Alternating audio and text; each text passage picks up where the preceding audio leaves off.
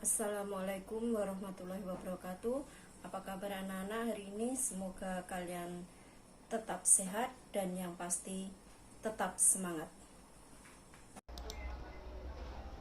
Anak-anak, hari ini kita akan belajar ilmu pengetahuan alam, yaitu tentang perkembangbiakan pada tumbuhan. Perkembangbiakan tumbuhan dibagi menjadi dua, yaitu secara generatif dan secara vegetatif. Perkembangbiakan generatif adalah perkembangbiakan makhluk hidup yang terjadi melalui perkawinan atau penyerbukan. Sedangkan perkembangbiakan vegetatif adalah perkembangbiakan makhluk hidup yang terjadi tanpa perkawinan atau tanpa penyerbukan. Perkembangbiakan generatif adalah perkembangbiakan dengan cara tumbuhan yang didahului dengan proses penyerbukan. Sebelum ke proses penyerbukan, Bu Guru akan mengingatkan kembali tentang bunga. Bunga dibagi menjadi dua, yaitu bunga sempurna dan bunga tidak sempurna. Di sini Bu Guru akan mengingatkan bagian-bagian bunga sempurna. Yang pertama dari bawah sendiri yang disebut dengan tangkai bunga. Kemudian dasar bunga. Kemudian lagi kalau kita belah bagian dalamnya adalah bakal biji. Yang di luar itu namanya kelopak. Yang bagian dalam di situ adalah tangkai putih, kemudian kepala putih, benang sari, ini benang sarinya, kemudian kepala sari. Dan yang berwarna-warni yang dipakai untuk menarik serangga itu adalah mahkota bunga. Penyerbukan dibedakan menjadi 4 macam. 1. Penyerbukan sendiri. Artinya serbuk sari jatuh ke kepala bunga itu sendiri. Penyerbukan tetangga, yaitu serbuk sari jatuh ke kepala putih bunga lain, tetapi kedua bunga tersebut masih dalam satu pohon. Yang ketiga, penyerbukan silang, yaitu serbuk sari jatuh ke kepala putih bunga lain yang berbeda pohon tetapi masih satu jenis.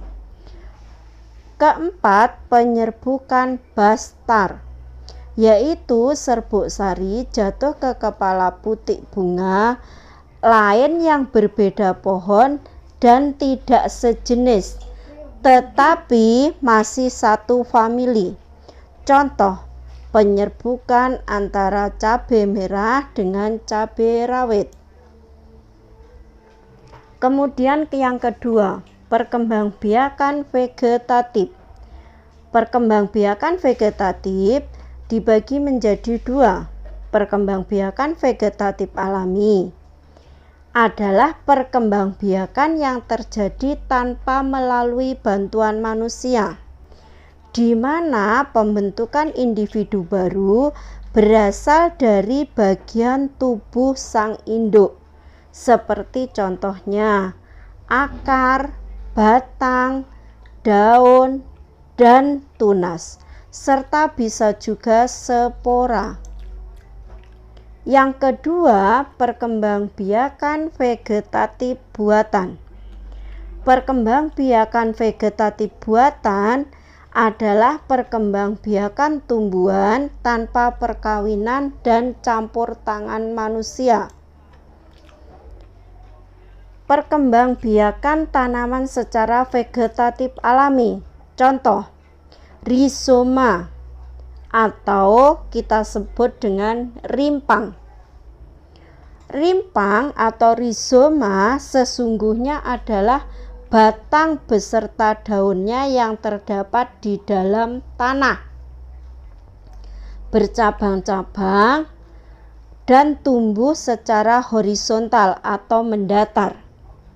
Tumbuhan rizoma banyak kita temui digunakan sebagai obat-obatan ataupun bumbu dapur seperti contoh jahe, kunyit, lengkuas, dan kencur.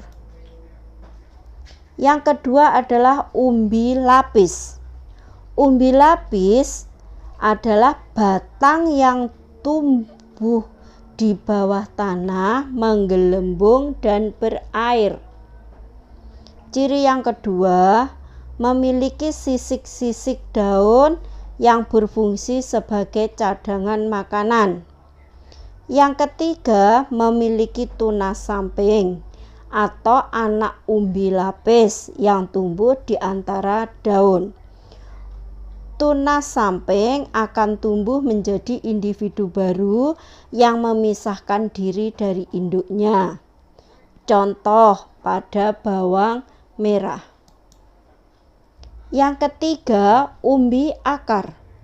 Umbi akar adalah akar yang tumbuh membesar karena berisi cadangan makanan. Jika umbi akar ditanam bersama dengan pangkal batangnya, maka pada pangkal batang itu akan tumbuh tunas. Tunas tersebut merupakan bakal tumbuhan baru. Contoh, tumbuhan umbi akar antara lain wortel, lobak, dan singkong. Tunas andesite atau yang ada di sekolah kita yang banyak ditemui, yaitu berkembang biak dengan tunas yang tumbuh di tempat selain batang, bisa dari akar, bisa dari daun. Di sini Bu Guru menggunakan contoh bunga yang berkembang biak dari daun. Tunas di daun atau cocor bebek ini dia akan berkembang biak atau bisa kita tanam dengan sendirinya. Selanjutnya adalah spora. Spora terdapat pada tumbuhan paku, lumut maupun jamur. Contoh perkembangbiakan vegetatif buatan, yaitu dengan cara sambung atau entek.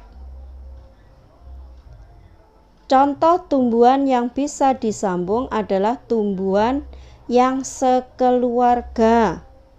Contohnya tomat dengan terong. Merunduk.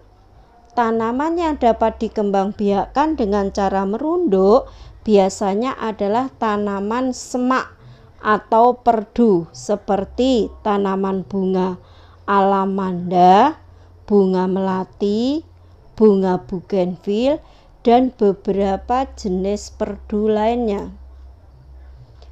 Kemudian stek batang. Stek batang adalah salah satu cara perkembangbiakan yang dilakukan dengan menanam satu batang ke dalam tanah.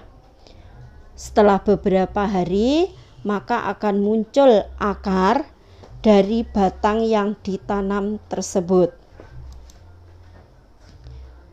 Yang keempat adalah dengan cara menempel atau okulasi. Menempel atau okulasi adalah menggabungkan bagian tumbuh dua tanaman yang mempunyai sifat berbeda.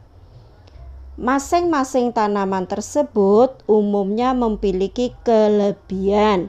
Misalnya, dengan menempel mata tunas tumbuhan yang banyak buahnya pada tumbuhan atau sistem pengakaran yang baik. Contoh, jeruk dengan mangga, kopi, karet. Sekian apa yang Bu Guru sampaikan. Bu Guru mohon maaf bila ada kekurangan, dan Bu Guru mengucapkan terima kasih kalian telah menyimak pelajaran yang Bu Guru sampaikan. Salam.